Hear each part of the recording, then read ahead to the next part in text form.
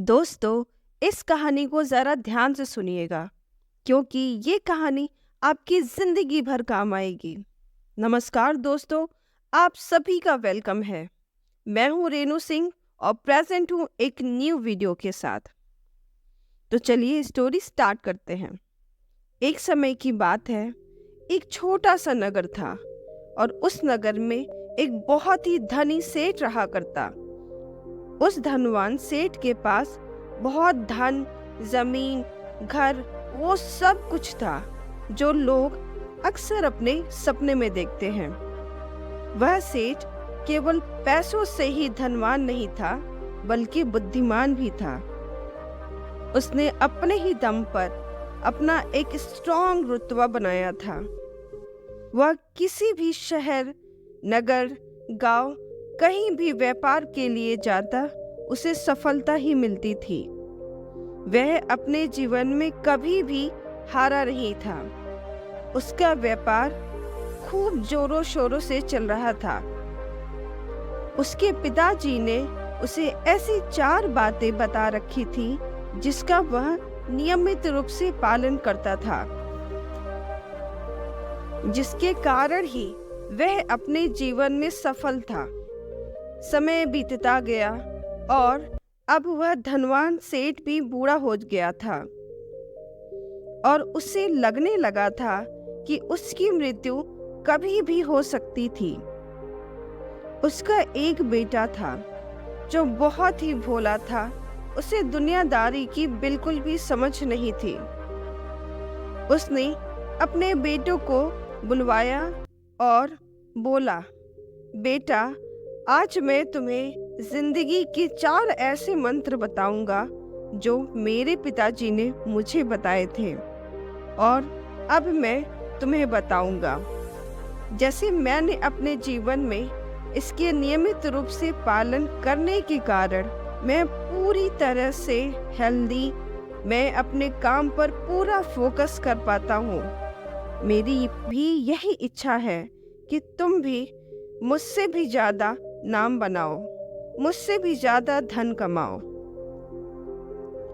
यदि तुमने इन बातों का सही तरीके से पालन किया तो नो डाउट तुम भी अपने जीवन में सफल ही होगे। इतना कहकर सेठ अपने बेटे को वह महत्वपूर्ण बातें बताने लगा, जिसमें सबसे पहला था हमेशा काम पर छांव में जाना और छांव में आना।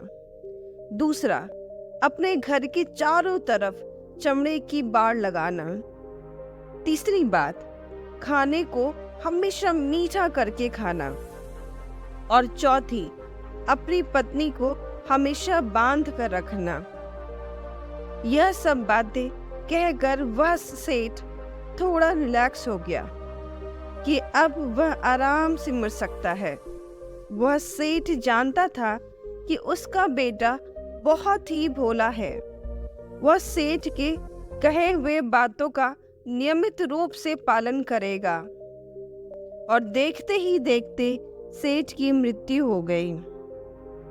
पिता की मृत्यु के बाद सेठ के बेटे ने उनकी कही हुई सारी बातों को एक पेपर पर लिख लिया ताकि वह उन्हें कहीं भूल ना जाए और वह उनकी बातों को अपने जीवन में उतारने लगा। सबसे पहली बात जो उसके पिता ने उससे कही थी कि छांव में जाना और छांव में आना, तो उसने अपने घर से लेकर अपनी दुकान तक पूरे रास्ते पर एक टेंट लगवा दिया, क्योंकि उसके पास पैसा तो बहुत था और उसे रोकने वाला भी कोई नहीं था। लोग उससे पूछते कि आखिर तुमने ऐसा क्यों किया, तो वह कहता, मेरे पिता ने मुझसे यही करने को कहा था। अब वह दूसरी बात का पालन करता है। उसने अपने घर के चारों तरफ चमड़े की दीवार खड़ी करवा दी। चमड़े की बदबू के कारण उसके पड़ोसी उससे नाराज रहते और अब उसके रिलेटिव्स भी उसके घर नहीं आते। उसने अपना पूरा मन बना लिया था कि वह अपने पिता की सारी बातें मानेगा। उसके पिता ने तीसरी बात कही थी कि खाने को हमेशा मीठा करके खाना। अब वह अपनी पत्नी से हर रोज खाने में मीठा ही बनवाता, कभी खीर तो कभी सेवइयाँ तो कभी मिठाइयाँ, यही सब बनवाता और इन सभी का ही सेवन करता। और चौथी बात कि अपनी पत्नी को हमेशा बांध कर रखना, जिस कारण वह अपनी पत्नी को हर रोज रस्सी से बांध कर रखता। देखते ही देखते सेठ के बेटे का जीवन दुखद होने लगा, क्योंकि उसने अपने पिता की सारी बातों का गलत मतलब निकाल लिया। और देखते ही देखते उसका इतना बड़ा व्यापार सब बर्बाद होने लगा, क्योंकि वह दुकान भी कभी कभार ही जाता था, जिसके कारण उसकी दुकान पर कस्टमर भी कम होने लगे। उसका धंधा भी कम होने लगा और चमड़े की दीवार की बदबू के कारण अब उसके घर कोई भी नहीं जाता था। अब उसका कोई दोस्त, कोई रिश्तेदार उससे बात भी नहीं करता था, जिसके कारण वह अब निराश रहने लगा, बहुत परेशान रहने लगा। और मीठा भोजन के कारण उसका वजन भी बहुत बढ़ चुका था। अब वह भद्दा भी दिखने लगा था और इस मोटापे के कारण न जाने कितनी ही बीमारियों ने उसे घेर रखा था। आए दिन उसके घर पर वेद आने लगे थे और इसी कारण उसके पैसे भी बहुत ज़्यादा खर्च होने लगे थे। इतने सब होने के बावजूद उसे ज्ञान नहीं हो रहा था कि आखिरकार उसके साथ यह सब क्या हो रहा है और क्यों हो रहा है। उसने पिता की चौथी बात मानी थी कि वह अपनी पत्नी को बांध कर रखने की, जिसके कारण उसकी पत्नी उससे बहुत नाराज थी और नाराजगी के कारण वह उसे छोड़कर अपने मायके चली गई थी। अब उसके पास कुछ भी नहीं था, ना ही धन, ना ही कोई रिश्तेदार, ना ही स्वास्थ्य और ना ही उसकी धर्मपत्नी। अब वह पूरी तरह से बर्बाद हो चुका था। इन सभी बातों को लेकर वह बहुत परेशान रहने लगा और मन ही मन वह अपने पिता को कोसता रहता कि मैंने अपने पिता की बात मानकर बहुत बड़ी गलती कर दी। इतना कहकर वह फूट फूट कर रोने लगा। तभी उसे पता चला कि नगर में कोई साधु आए हैं। वह साधु सभी की समस्या का हल बताते हैं, चाहे कैसी भी समस्या हो वह उसका निवारण जरूर करते हैं। उसने उनसे मिलने का मन बनाया। वह अगली ही सुबह उस साधु से मिला और जोर जोर से रोने लगा और कहने लगा कि हे गुरुवर, अब आप ही मुझे बचा सकते हैं। मेरे पिताजी ने तो मेरा पूरा जीवन बर्बाद कर दिया। आज मेरे जो भी स्थिति है मेरे पिता के कारण ही है। मेरे पिता ने जैसा कहा था मैंने वैसा ही किया। हमेशा एक अच्छे बेटे की तरह उनकी हर एक बात का पालन किया और मेरे पिताजी ने जाते जाते भी मुझे गलत सलाह सिखाते हुए गए। और इतना सब कहते कहते वह रोने लगा। साधु ने उसे चुप कराते हुए कहा कि तुम मुझे अपनी पूरी बात बताओ। फिर सेठ के बेटे ने वो पर्ची जिस पर उसने पिता की कही हुई बातें लिखी थी वो साधु की ओर बढ़ा दी। उन साधु ने वो पर्ची पढ़ी और पढ़ने के बाद जोर जोर से हंसने लगा और बोले कि तुम कितने बड़े मूर्ख हो। तुम्हारे पिताजी ने तो दुनिया का सारा ज्ञान दे दिया, लेकिन तुम इन्हें समझ ही नहीं पाए। मैंने तुम जैसा मूर्ख नहीं देखा। जिसके पास इतना बड़ा ज्ञान हो वो भला इतनी बड़ी मूर्खता कैसे कर सकता है। तुम्हारे पास कोई ज्ञान नहीं है, तुम्हें कोई भी ज्ञान अर्जित नहीं किया है। अगर तुम इन बातों का सही मतलब समझ गए होते तो आज अपने पिता की तरह ही सफल होते, लेकिन तुमने इन सभी बातों का गलत तरीके से पालन किया और आज तुम पूरी तरीके से बर्बाद हो चुके हो। यदि तुम्हें अपने पिता की बातें समझ नहीं आ रही थी तो तुम किसी ज्ञानी से पूछ लेते। इस पर सेठ का बेटा कहता है कि हे गुरुवर, आप क्या कहना चाहते हैं?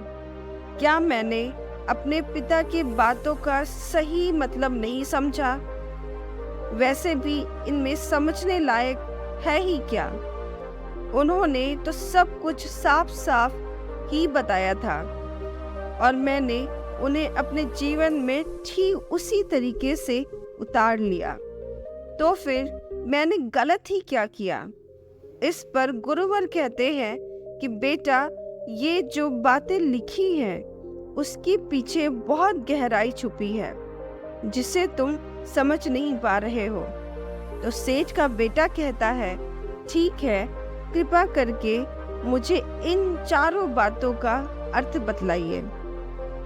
तो साधु कहते हैं कि तुम्हारे पिता ने पहली बात कही थी कि काम पर छांव में जाना और छांव में आना, यानी कि वह कहना चाहते थे कि सूर्य निकलने के पहले ही तुम दुकान पर पहुंच जाना और सूर्यास्त के बाद ही घर वापस आना, जिससे तुम्हें दुकान पर अधिक से अधिक समय मिल पाए, जिससे तुम काम को अच्छे से समझ पाओगे। लेकिन तुमने तो इसका गलत ही मतलब निकाल लिया। तुमने घर से दुकान तक टेंट लगवा दिया। अब बताओ, क्या तुमने अपने पिता की बात का गलत मतलब नहीं निकाला? सेठ का बेटा हाथ जोड़कर माफी मांगता है और कहता है, दूसरी बात का क्या अर्थ है? कृपया करके समझाइए। चमड़े की बाड़ करवाना, यानी कि तुम अपने घर में कुत्ता या बिल्ली पालना जो तुम्हारे घर की रक्षा करेंगे, जिससे कि तुम्हारे धन दौलत पूरी तरीके से सुरक्षित रहेगी और तुम बेफिक्र होकर दुकान पर मन लगा पाओगे, काम को अच्छे से समझ पाओगे। लेकिन तुमने तो चमड़े की दीवार ही खड़ी कर दी, जिससे कि तुम्हारे आस पड़ोस के सभी लोग तुमसे नाराज रहते हैं। और तीसरी बात, खाने को मीठा करके खाना। इसका मतलब है जब भूख लगे तभी खाना। तुम्हें जब जोरों की भूख लगे तभी खाने को चबा चबा कर खाने से खाने का स्वाद बढ़ जाता है और स्वास्थ्य के लिए भी अच्छा होता है। वह खाना अमृत के समान शरीर को लगता है। और आखिरी चौथी बात, पत्नी को बांध कर रखना। इसका मतलब है कि पत्नी को ऐसे रिश्ते में बांधना जिससे कि वे तुम्हें कभी छोड़कर ना जा पाए। वह तुम्हारे साथ जिंदगी के हर एक सुख दुख में बंधी रह जाए, चाह कर भी वह तुमसे कभी दूर ना जा पाए। अपने रिश्तों का बांध कर रखना, कभी खुला नहीं छोड़ना। लेकिन तुमने तो अपनी पत्नी को ही रस्सी से बांध कर रख दिया, जिसके कारण वह तुम्हें छोड़कर चली गई। अब बताओ कि तुमने इन सभी बातों का गलत मतलब नहीं निकाला? किंतु अभी भी बहुत समय है, तुम अपनी गलतियों को सुधार लो। यदि तुम कामयाब होना चाहते हो तो तुम्हें मेहनत करनी होगी। सूर्य उदय से पहले दुकान पर जाना, कुत्ता या बिल्ली पालना, जब भूख लगे तभी हमेशा भोजन करना। और चौथी बात, अपनी पत्नी को हमेशा प्रेम करना, हमेशा उसका आदर सम्मान करना। यदि तुम यह सब करते हो तो निश्चित रूप से सफलता तुम्हारे कदम चूमेगी। यह सब कहकर वह साधु उस बच्चे को आशीर्वाद देते हैं और वह सेठ का बेटा अपना काम नियमित रूप से करता है। दोस्तों, अगर यह स्टोरी आपको अच्छी लगी हो तो प्लीज़ चैनल को सब्सक्राइब किए बिना नहीं जाना। तो मिलते हैं ऐसे ही एक नए वीडियो के साथ। तब तक के लिए अपना ध्यान रखें।